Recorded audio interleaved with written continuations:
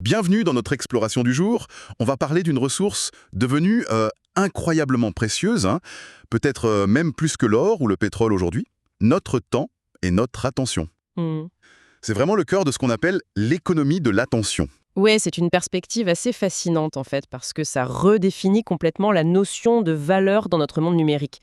Notre regard, le temps qu'on passe devant nos écrans, c'est ça la matière première que beaucoup d'entreprises s'arrachent aujourd'hui. Absolument. Et aujourd'hui, on va justement plonger dans les coulisses de cette économie. On va essayer de décortiquer un peu les mécanismes que les grandes plateformes, YouTube, les réseaux sociaux, le streaming, utilisent pour capter cette attention, quoi, pour nous hameçonner. C'est le mot juste, hameçonner. L'analyse sur laquelle on s'appuie, un document assez poussé sur ces stratégies numériques, suggère que tout ça, ce n'est vraiment pas un jeu anodin. Ah non, loin de là. On parle ici d'une véritable ingénierie comportementale, assez sophistiquée même, qui est conçue pour influencer nos habitudes, souvent sans même qu'on s'en rende vraiment compte. C'est exactement ça qu'on va examiner ensemble. Comment ces systèmes sont-ils bâtis pour nous rendre si captifs? Comment est-ce qu'ils fonctionnent au fond? L'idée, c'est de comprendre ces rouages pour, peut-être pour reprendre un peu les commandes, non? C'est l'objectif. Alors, pour commencer, qu'est-ce qui rend ces plateformes si diablement efficaces pour nous zapper comme ça? On a souvent tendance à se blâmer un peu nous-mêmes, à parler de manque de volonté. Oui, c'est une réaction assez humaine, c'est naturel, je crois. Mais le document source, il insiste vraiment sur autre chose. Ce n'est pas tant une question de défaillance individuelle, mais plutôt l'efficacité d'un design, un design très réfléchi.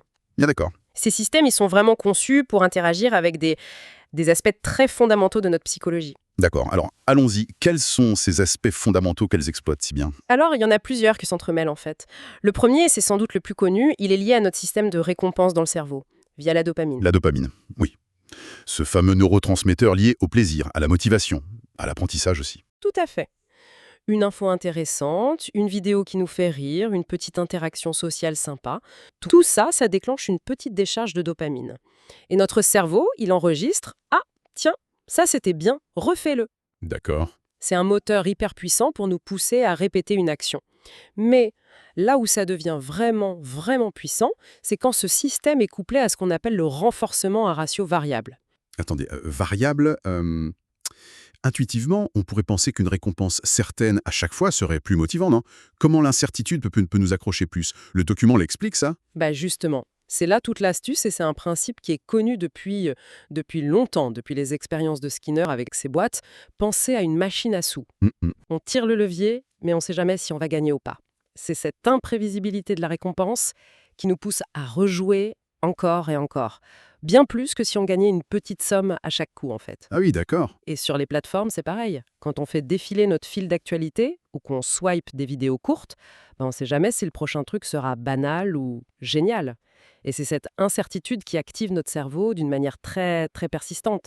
Ça nous incite à continuer, à scroller, à swiper.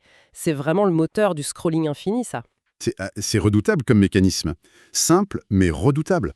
Et j'imagine que ça ne s'arrête pas là. Il y a d'autres choses. Non, non, ça se combine avec d'autres leviers psychologiques qui sont aussi très puissants. Je pense notamment à nos besoins sociaux fondamentaux. Le besoin d'appartenance, de reconnaissance, la validation par les autres. Ah oui. Et là, les réseaux sociaux sont passés maîtres dans l'art d'exploiter ça. Via les likes, les commentaires, les partages, ces petites notifications qui rythment nos journées, quoi. Précisément, chaque like, c'est une micro-reconnaissance sociale. Chaque commentaire, c'est une interaction. Et comme ces validations, elles arrivent de manière imprévisible, elles aussi, on ne sait jamais quand un post va marcher ou quand on va avoir une réponse, ça renforce encore plus ce comportement de vérification constante. D'accord. C'est encore une fois du renforcement variable, mais appliqué à notre besoin d'approbation sociale. Le document source y mentionne aussi quelque chose dont on entend beaucoup parler, le FOMO, la fear of missing out, cette fameuse peur de rater quelque chose. Oui, et ça c'est directement lié à un autre biais psychologique très fort, l'aversion à la perte. Psychologiquement, la douleur de perdre quelque chose, elle est souvent plus intense que le plaisir d'en gagner l'équivalent. Et les plateformes, elles cultivent cette peur de perdre, cette peur de rater. Comment? Avec le flux continu d'infos, les stories éphémères qui disparaissent après 24 heures, les directs à ne pas manquer. Tout ça, ça concourt à créer un sentiment d'urgence, l'impression qu'il faut être là, connecté tout le temps, pour ne pas passer à côté de l'info cruciale, de l'événement, de l'interaction importante. C'est épuisant rien que d'y penser. Et il y a aussi des biais cognitifs plus classiques qui entrent en jeu.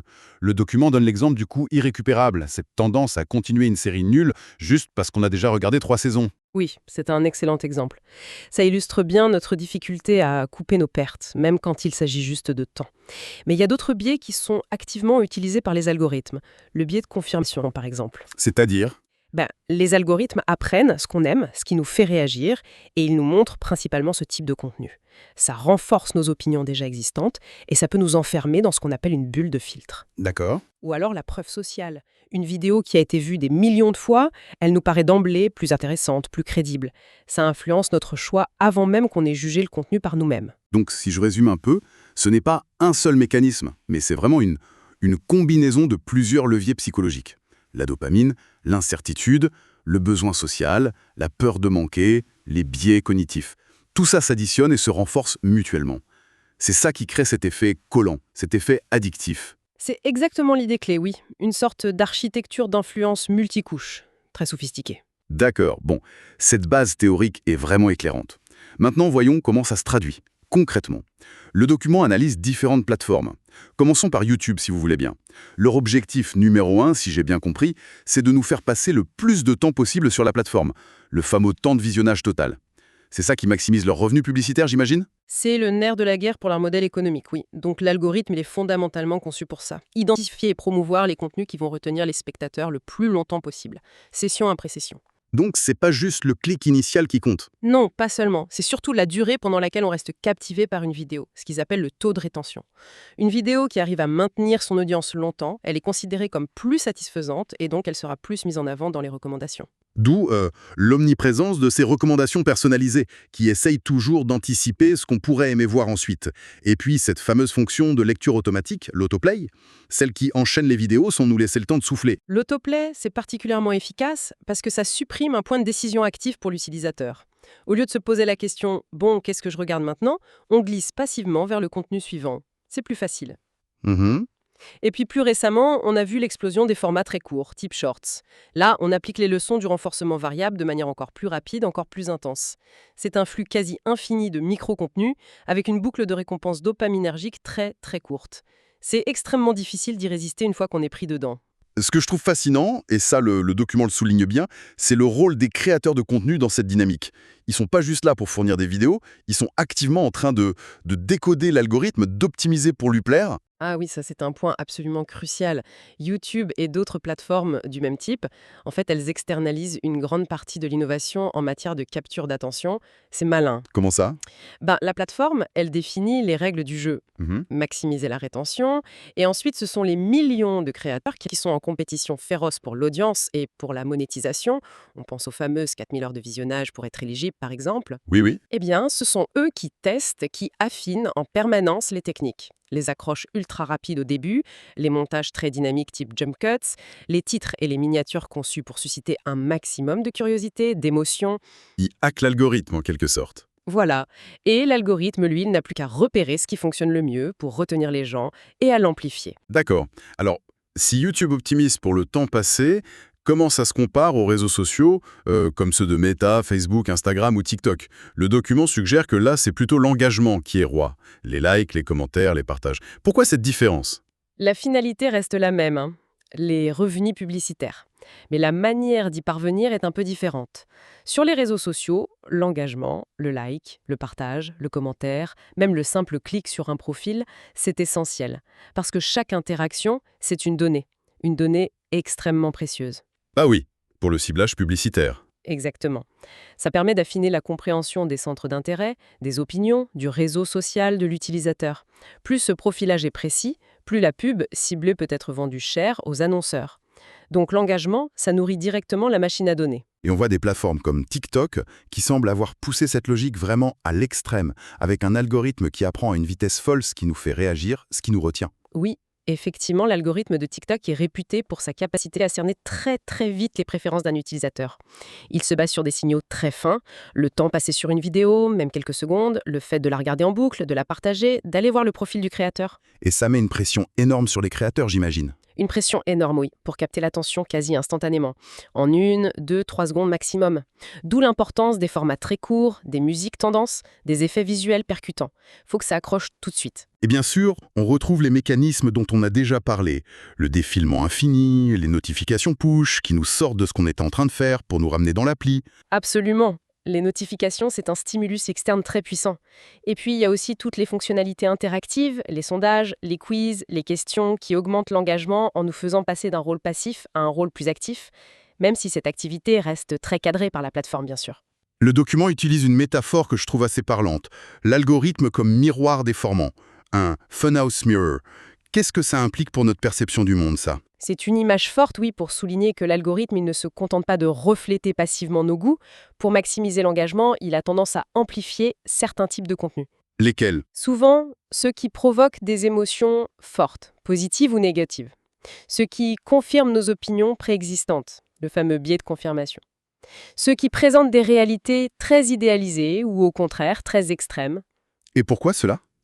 Parce que ces contenus-là, ils génèrent plus de réactions, plus de partages, plus de commentaires, et donc plus de données, plus d'engagement. Le risque, évidemment, c'est que ce miroir déformant finisse par altérer notre perception de la réalité. Comment? En nous faisant croire, par exemple, que les opinions les plus polarisées sont majoritaires, ou que les modes de vie parfaits qu'on voit sur Instagram sont la norme, ou simplement en nous enfermant de plus en plus dans notre propre bulle d'information, sans confrontation à d'autres points de vue. Ça donne à réfléchir sur la manière dont notre opinion se fabrique aujourd'hui. Changeons un peu de décor. Parlons des plateformes de streaming, comme Netflix. Leur modèle à elles, il est basé sur l'abonnement. Comment est-ce que ça influence leur design pour capter notre attention? Alors là, l'objectif principal est un peu différent. C'est la rétention, mais au sens de fidélisation. Il faut convaincre l'abonné de rester mois après mois. Il faut éviter le churn, comme on dit, le désabonnement. D'accord. Donc l'enjeu, c'est de maintenir un niveau d'engagement suffisant pour que l'abonné continue de percevoir la valeur de son abonnement dans la durée. Et c'est là qu'intervient cette fameuse stratégie du binge-watching, l'enchaînement presque compulsif des épisodes que Netflix a largement popularisé, on peut dire. Oui, et tout dans le design est optimisé pour faciliter et même encourager cet enchaînement.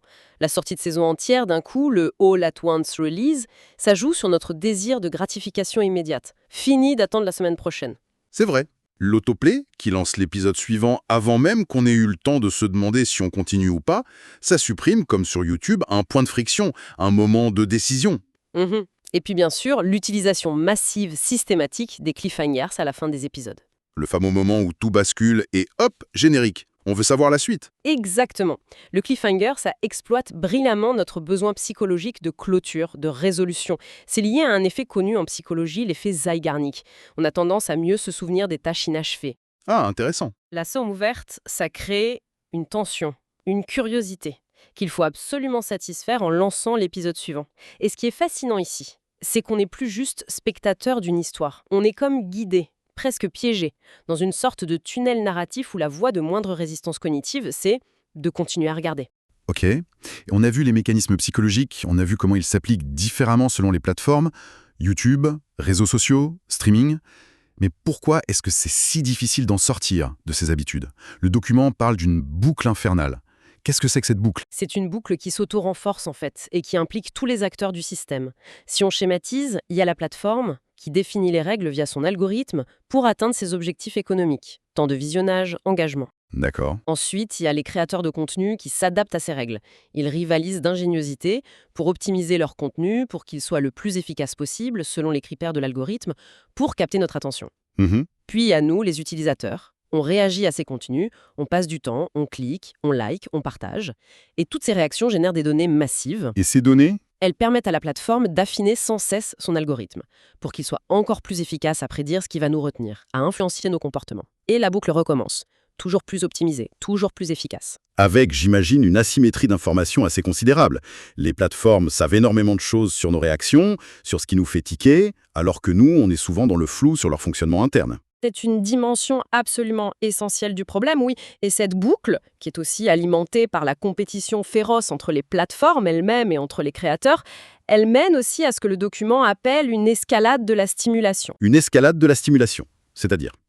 Pour continuer à se démarquer, pour continuer à capter notre attention dans un environnement qui est de plus en plus saturé de contenu, il faut que ces contenus deviennent toujours plus intenses, plus rapides, plus courts, plus chargés émotionnellement. Et notre cerveau s'habitue à ça. Notre cerveau s'habitue, oui. C'est un phénomène de tolérance, un peu comme avec certaines substances. Ce haut niveau de stimulation devient la nouvelle norme, ce qui rend, par contre-coup, les contenus plus lents, plus nuancés, moins immédiatement gratifiants, moins attractifs. Une sorte de course à larvement attentionnelle, en quelque sorte. Et le point clé, si je comprends bien, c'est que cette escalade, c'est pas juste un accident de parcours. C'est une conséquence assez logique d'un système qui est optimisé avant tout pour l'engagement et le temps d'écran, plus que pour notre bien-être. C'est la conclusion qui ressort de l'analyse, oui. Le système fonctionne exactement comme il a été conçu pour fonctionner. Mais ses objectifs intrinsèques ne sont pas nécessairement alignés avec notre bien-être, notre capacité de concentration à long terme, ou même notre besoin de nuances dans l'information. Face à ce tableau, on peut se sentir un peu démuni, non? Est-ce qu'on est condamné à subir passivement cette économie de l'attention? Qu'est-ce que le document suggère comme piste pour reprendre un peu le contrôle? Alors, la toute première étape, et elle est absolument fondamentale, c'est la prise de conscience. C'est de réaliser que notre difficulté à déconnecter, à résister, c'est pas juste une question de volonté personnelle. C'est aussi et peut-être surtout le résultat de notre interaction avec un environnement qui est spécifiquement conçu pour nous influencer. C'est un peu comme réaliser qu'on nage à contre-courant. Exactement. Et quand on nage à contre-courant, ça demande une stratégie, pas juste plus de force brute. Ça demande de comprendre le courant. Développer une sorte de conscience de l'architecture invisible qui nous entoure, en fait. C'est tout à fait ça. Ce que les psychologues appellent la métacognition. C'est la capacité à observer ses propres pensées, ses propres comportements. Se poser la question, tiens, pourquoi j'ai sorti mon téléphone là, à ce moment précis? Est-ce que j'en avais vraiment besoin ou est-ce que c'était un réflexe conditionné? Une fuite face à l'ennui, à l'anxiété peut-être. Cette auto-observation, c'est vraiment le point de départ. Le document, il parle aussi d'adopter une intentionnalité numérique. Ça veut dire quoi, ça, concrètement? Utiliser la technologie pour nos propres objectifs, plutôt que de se laisser dériver au gré des algorithmes et des notifications? C'est l'idée centrale, oui. Passer d'une utilisation plutôt passive, réactive, à une utilisation active, délibérée. Et ça passe par des stratégies concrètes. Mais attention, pas des stratégies pour muscler sa volonté, parce que ça, face à ces systèmes hyper optimisés, c'est souvent voué à l'échec. Non, des stratégies pour modifier son environnement numérique et même physique, pour réduire les sollicitations constantes. D'accord. Alors, quelles sont ces stratégies concrètes, basées sur la compréhension des mécanismes qu'on a décrits tout à l'heure? L'analyse en propose plusieurs, qui visent justement à déjouer un peu ces pièges attentionnels. Premièrement, et c'est logique, reprendre le contrôle de son environnement numérique. Comment? Par des actions assez simples, mais qui peuvent être très efficaces. Désactiver systématiquement la lecture automatique sur YouTube, sur Netflix, partout c'est possible. Réduire drastiquement les notifications push au strict minimum. Est-ce qu'on a vraiment besoin d'être notifié pour chaque like? Probablement pas. Non, c'est sûr. Une astuce qui est souvent citée aussi, c'est de passer l'écran de son smartphone en nuances de gris. Ah oui, j'en ai entendu parler. Ça casse un peu le côté bonbon, le côté attrayant des icônes colorées, des badges rouges. Exactement. Ça diminue fortement l'attrait visuel qui est conçu pour nous happer. Deuxièmement, fixer des limites temporelles et spatiales claires. C'est-à-dire se donner des règles. Oui, instaurer des règles personnelles simples. Pas de téléphone à table, pas d'écran dans la chambre ou au moins 1 heure avant d'aller dormir pour préserver la qualité du sommeil. On peut aussi utiliser les minuteurs intégrés au téléphone ou des applications de contrôle du temps d'écran pour se fixer des limites d'utilisation quotidienne sur certaines applis particulièrement chronophages. Créer des sortes de sanctuaires sans écran et des limites de temps. Et il y a une troisième approche. Oui, la troisième, c'est de cultiver une utilisation qui soit orientée par un objectif précis. Avant d'ouvrir une application, se poser la question « Pourquoi est-ce que j'y vais là, maintenant ? Qu'est-ce que je cherche à faire ou à savoir ?» Et une fois que l'objectif est atteint, envoyer ce message, vérifier cette information précise, on referme consciemment l'application. L'idée, c'est d'éviter de tomber dans le « je regarde juste un peu », le défilement sans but, qui est souvent la porte d'entrée vers 1 heure perdue sans qu'on s'en rende compte. C'est ça, éviter le scroll pour tuer le temps, qui est souvent une perte de temps non intentionnelle et pas très satisfaisante au final. Le document évoque aussi un concept que je trouve intéressant, c'est un peu le contrepoint du FOMO, la peur de rater quelque chose. C'est le JOMO, la Joy of Missing Out, la joie de manquer quelque chose. C'est un sacré changement de perspective, ça, hein? C'est un changement culturel et personnel important, oui. C'est accepter qu'il est non seulement impossible, mais même indésirable de tout voir, de tout savoir, d'être partout à la fois numériquement. C'est choisir délibérément des moments de déconnexion, non pas comme une privation, mais au contraire comme une opportunité. Une opportunité de quoi? De se reconnecter à soi-même, à ses proches, à son environnement immédiat, au monde réel. Et d'en apprécier les bénéfices? Le calme mental, une meilleure concentration, des interactions sociales plus profondes, plus authentiques. Donc si je résume bien cette approche solution qu'on vient de discuter, il s'agit moins de compter sur sa volonté pure, qui est faillible, que d'adopter une démarche stratégique, comprendre les mécanismes d'influence pour mieux les contourner en modifiant activement notre environnement et nos habitudes d'utilisation. Chaque petite action, couper une notification, passer son écran en gris, définir un objectif avant d'ouvrir une app, c'est un petit pas pour reprendre la main, c'est ça ? C'est précisément la démarche. Il faut voir ces ajustements non pas comme des contraintes supplémentaires, mais plutôt comme des actes de libération. Des actes pour protéger et libérer notre propre attention, cette ressource si précieuse, pour pouvoir ensuite choisir consciemment où on veut l'allouer. En conclusion de cette exploration assez dense, le message principal qui ressort, c'est que derrière l'interface souvent lisse, ludique de nos plateformes préférées, se cache une architecture assez complexe.